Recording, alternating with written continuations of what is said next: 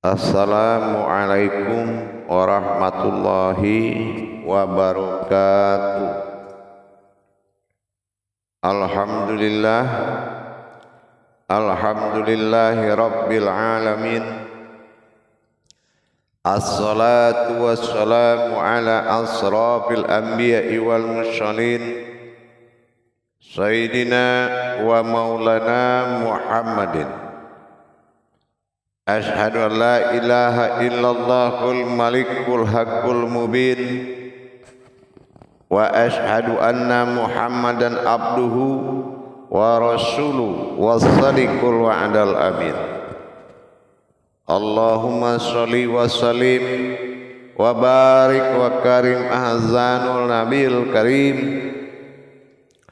Ihdinil ladzi min jamalika wa innal ladzi min jalalika wa innahu min kitabika. Wa tahirin wal mujahidina amma ba'du, ibadullah wa ittaqullah.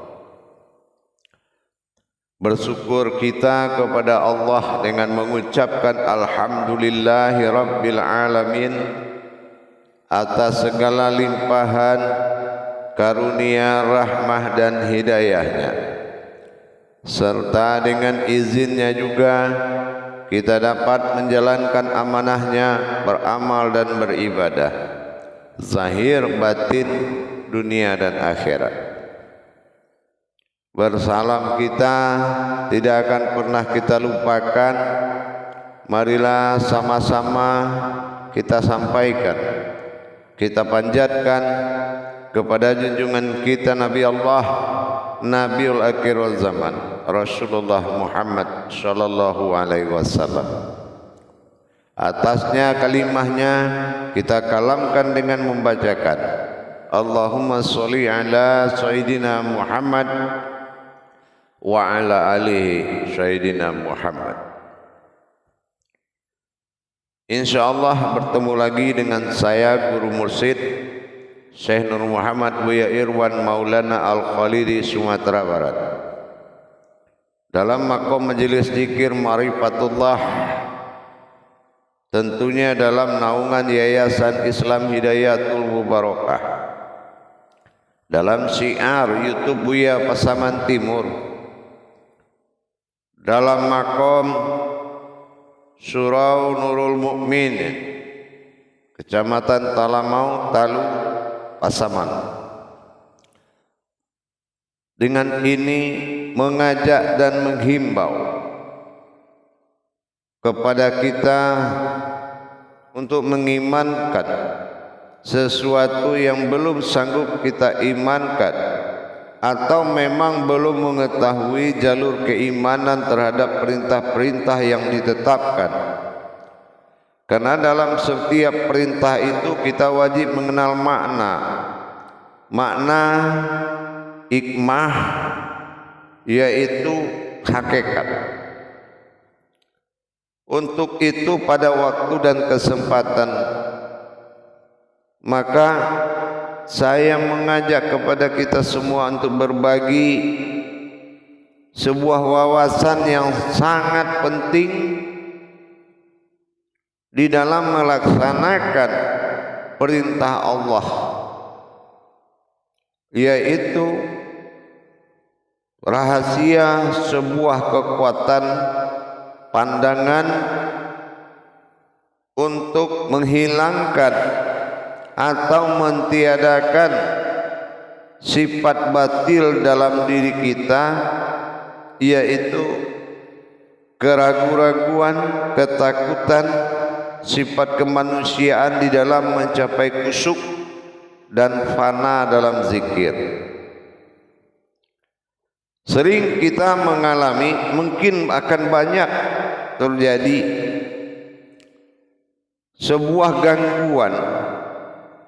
gangguan terhadap konsentrasi kita di dalam mencapai hakikat sebuah perintah. Apalagi sudah mencapai titik ma'rifat, ini dibutuhkan sesuatu yang sampai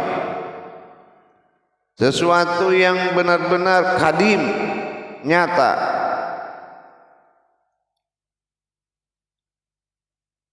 Laksana kita mengkaji sebuah solat. Solat itu dengan tujuan menetapkan kehambaan diri dan ketuhanannya Allah, tentunya dalam wujud wahidun wal ma'budun, satu dalam penyembahan. Tapi bisakah kita melaksanakan itu kalau gangguannya terlalu tinggi, gangguannya terlalu besar? Maka kita harus melihat kemana dan bagaimana mengatasi gangguan tersebut. Konsentrasi yang tidak pernah sampai, masa fana yang tidak pernah terjadi, kusuk yang tidak pernah bisa. Ini persoalannya ada di diri kita. Dengan dalil dikuasai atau digoda oleh syaitan. Syaitan adalah penggoda. Bagaimana bisa syaitan menggoda kalau yang digodanya itu tidak ada? Tapi kalau yang digodanya itu ada di dalam diri, maka mustahil itu akan merasa kita terganggu. Kalau yang digodanya itu ada ragu-ragu, Anda tidak percaya, ada takut, ada cemas, ada bimbang, ada keinginan-keinginan. Itu adalah gangguan di dalam mencapai tauhid ilahiyah. Syaitan memang dijadikan oleh Allah untuk menggoda. Silahkan kamu goda. Artinya Allah tidak menjadikan kebatilan di dalam diri manusia. Makanya Allah percaya, silahkan kamu goda. Tapi karena ini dipelihara, keraguan-raguan, sifat kemanusiaan, kemakhlukan, kebendaan, ketakutan, akhirnya menjadi sandaran sebuah godaan. Maka kita harus menyelesaikan, menghindari, menjauhi kodrat itu di dalam diri. Terus bagaimana bisa terjadi menghindarkan godaan itu? Maka rahasia dari inilah yang akan menjadi taufik pengkajian kita. Di sini kita dituntut kembali mengingat perjalanan kodrat A dan U-nya Allah. Apa yang dikatakan A dan U? Yaitu sebuah pengakuan perlindungan. Kodrat A dan U disebut dengan AU. AU ini adalah ain, alif kasroh al ditambah ain dibaca ain. Apa artinya? Pandangan. Karena alif kasroh a jatuh sifat nur, maka terjadilah pandangan khusus batin Allah. Ini yang dikatakan dengan nur ma'in. Inilah kekuatan mata batinnya Allah. Kalau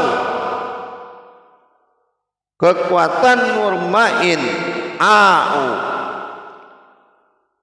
kul a'u, kul katakan atau lihat atau saksikan atau dirikanlah. A'u zubillah. Billah ini adalah salah satu wujud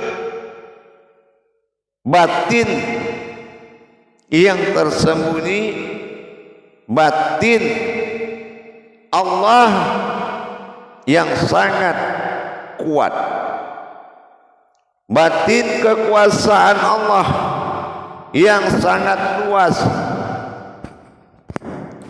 Batin kekuasaan Allah yang sangat luas.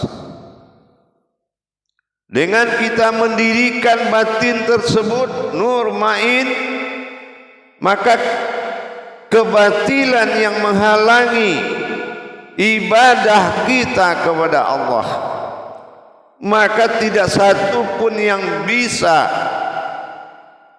hidup ada yang bersembunyi pun sekalipun di mata Allah. Maka terjadilah berdirinya yang hak, binasanya yang batil.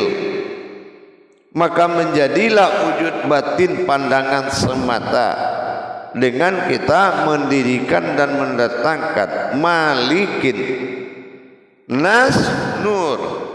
Au masuk kepada berdiri dalam nas, maka ilahi nas, maka berkuasalah wujud pandangan semata dalam menatap min syarril waswasil kannas allazi yuwaswisu fi sudurin nas minal jinnati wan nas.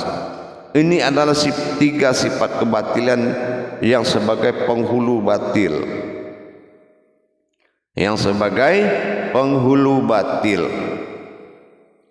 Maka dengan adanya menjadikan qul a'udzu birabbin nas, inilah dikatakan sebagai ayat uquf al pertama sebelum kita membaca Al-Quran.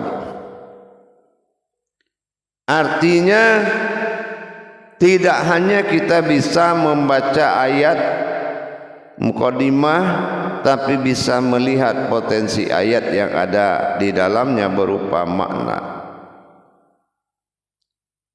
Dengan demikian kita sudah bisa menetapkan sebelum menjalankan ibadah. Takut nanti baca Qur'annya besar amalan dari diri, dibayang-bayangi, dihantui oleh kekuatan batil, ragu, was-was, menghayal, ingin suara bagus, ingin ini semua. Maka kita harus menghentikan perbuatan dengan mendirikan pandangan.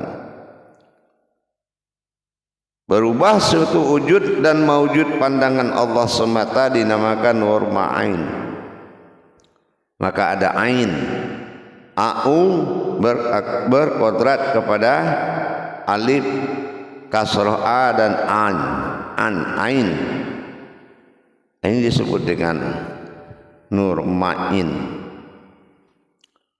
Inilah wujud pandang yang satu langsung. Akhirnya semua berubah menjadi sebuah wujud pandangan. Tatap kebatilan itu sampai larut dan hilang. Subhanallah.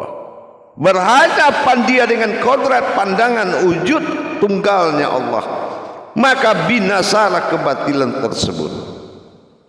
Maka kamu terlepas dari keraguan-raguan, ketakutan dan segala gejolak nafsu yang membuat batalnya ma'rifahmu kepada Allah.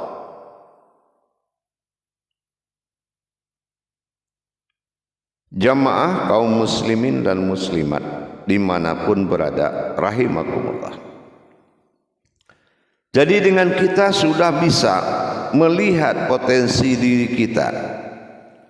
Setiap surat, setiap satu kalimat, setiap satu kata, setiap satu huruf memiliki 7 manfaat. Cara satu dari An-Nas itu adalah mutlak dalam pandangan dengan dasar a'u ain nur ma'in, yaitu pandangan batin bernama billah. Makanya diwajibkan kita membinasakan kebatilan dan mendirikan yang hak sebelum kita melakukan sesuatu adab kepada Allah. Baik membaca, baik bergerak, baik berniat, baik berdoa. Ini makanya saya bilang ini sangat penting. Apalagi kita ingin beriktikaf, ingin beristiqomah, tafakur, tadzakur, beruzlah, dan apapun bentuk ibadah, semua butuh kekuatan, semua butuh perlindungan kepada Allah. Itulah yang dikatakan aku berlindung kepada Allah. A'u potensi alif kasroh a dan u berdasar alif dari kasroh domah u dan hayat menjadi ain pandangan, maka dia menjadi nur ma'in zubillah. Nah, kalau kul a'u zubirabbi, Rabb berkuasa bi batin, inilah yang dikatakan batin pandangan. Nas adalah nur dalam hakikat daripada hayatnya. Maka datanglah batin Allah berkodratkan nur membakar segala kebatilan diri sebelum memulai ibadah zikir, ibadah khusyuk dalam solat, fana dalam zikir, dan berniat dengan baik harus di dalam lindungan perkuatan batin bilahnya Allah dalam wujud ma'in atau pandangan tunggalnya.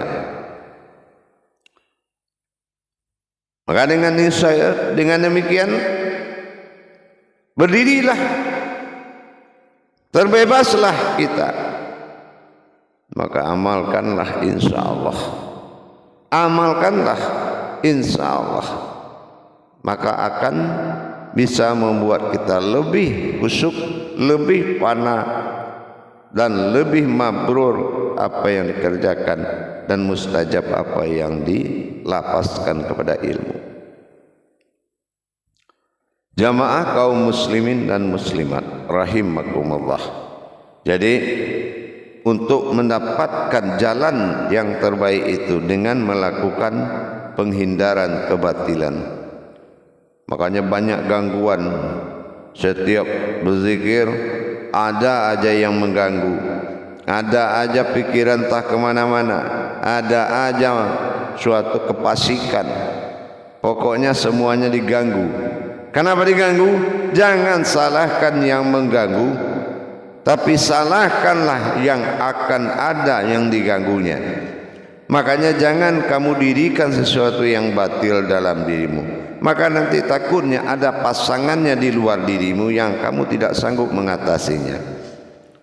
Maka lau mawjudun ilallah, bagaimana yang mawjud ini adalah mawjudnya Allah, tidak mungkin Allah memiliki asma atau sifat batil.